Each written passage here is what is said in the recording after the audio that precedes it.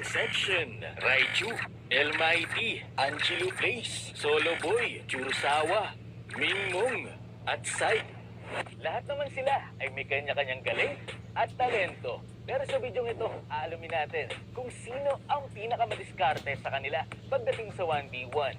At para may twist, hybrid din ang ating mood sa labanan na ito. Umpisa natin, Insection versus Psy. Parehas Ultimate Diffusion ang pinili nila dito. Simulan natin ang laban. Grabe, sobrang bilis. Hindi na nakaskill si Psy. Round 2, ang ginamit naman dito na skill na Insection ay Ultimate ni Akai. Samantalang kay Psy naman ay Ultimate ni Diggy.